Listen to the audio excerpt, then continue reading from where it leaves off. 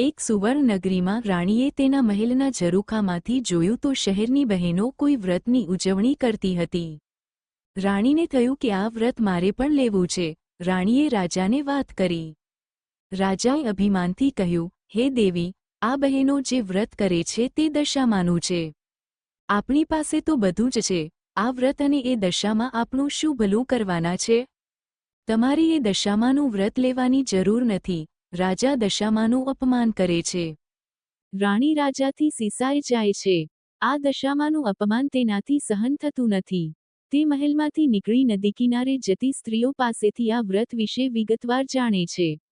વ્રતી બહેનોએ કહ્યું, અમે દશામાનું વ્રત કરીએ છીએ.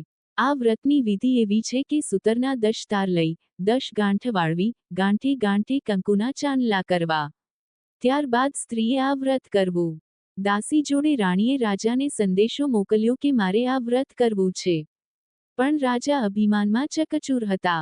તેમણે આ વ્રતની ના પાડી, પુનઃ દશામાનું અપમાન કર્યું, તેથી દશામાના ક્રોધનો પાર ન રહ્યો. એક દિવસે દશામાએ રાજાને સપનામાં આવીને એક જ શબ્દ કહ્યો, પડું છું. બીજા દિવસે પાડોશી રાજા લશ્કર લઈને ચડી આવ્યો.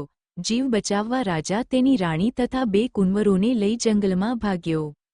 ઘોર જંગલમાં રાજા રાણી પરિવાર સાથે દુઃખી થયા. રસ્તામાં એક વાવ આવી, ત્યાં રાજા પાણી લેવા ઉતર્યા. પાછળ 2 કુંવરો પણ ગયા. દશામાએ અદૃશ્ય થઈ 2 કુંવરોને વાવમાં ખેંચી લીધા. રાજા સમજી ગયા કે ચોક્કસ દશામાનો આ કોપ છે.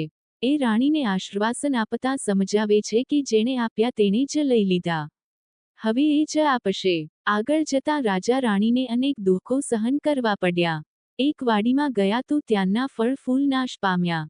માળીએ આ બંને પાપી છે એમ માની માર મારી ભગાડ્યા.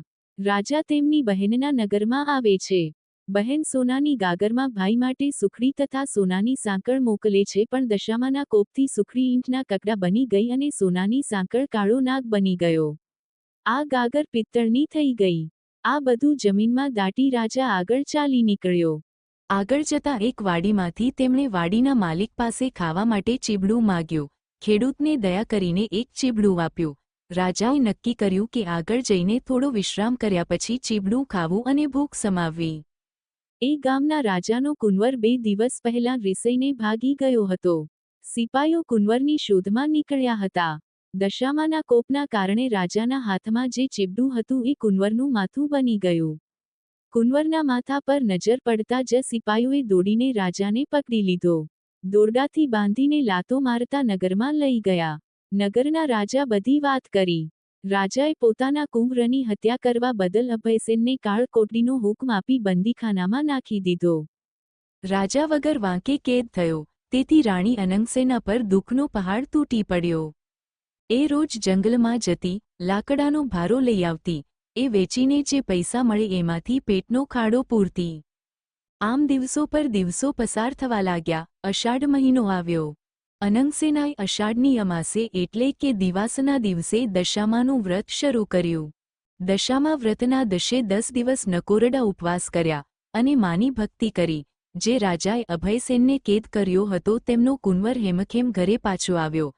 તેથી અભયસેનને જેલમાંથી મુક્ત કરવામાં આવ્યો. રાજા રાણી જંગલમાંથી ચાલતા ચાલતા આગળ નીકળ્યા. ત્યાં એક વાવ આવી. જોયું તો વાવના કાંઠે દશામા વૃદ્ધ ડોશીનું રૂપ ધારણ કરીને ઊભા છે. બંને કુંવરો એમની આંગળી પકડીને ઊભા છે. રાજા રાણી તરત માતાજીને ઓળખી ગયા. માના પગમાં પડી ગયા. દશામાએ અસલ સ્વરૂપમાં આવી દર્શન આપતા કહ્યું, હે રાજા, હવે તારું અભિમાન ઓગળી ગયું છે. લે તારા દીકરા, તું જે વાટે અહીં આવ્યો છે તે વાટે પાછા ફરો. તમે જે સુખ માટે ઈચ્છા કરતા હતા તે સઘળા સુખ મળશે. તમને તમારું રાજ્ય પાછું મળશે. રાજા રાણી બંને કુંવરો સાથે પોતાના રાજ્યમાં આવ્યા. પ્રજાના સાથથી પુનઃ રાજ્ય પાછું મેળવી સુખેથી રહેવા લાગ્યા. રાજા રાણીએ દશામાના આશીર્વાદ મેળવી કહ્યું, હે દશામા, જેવા અમને ફળ્યા તેમ તમારું વ્રત કરનાર સૌને ફળજો.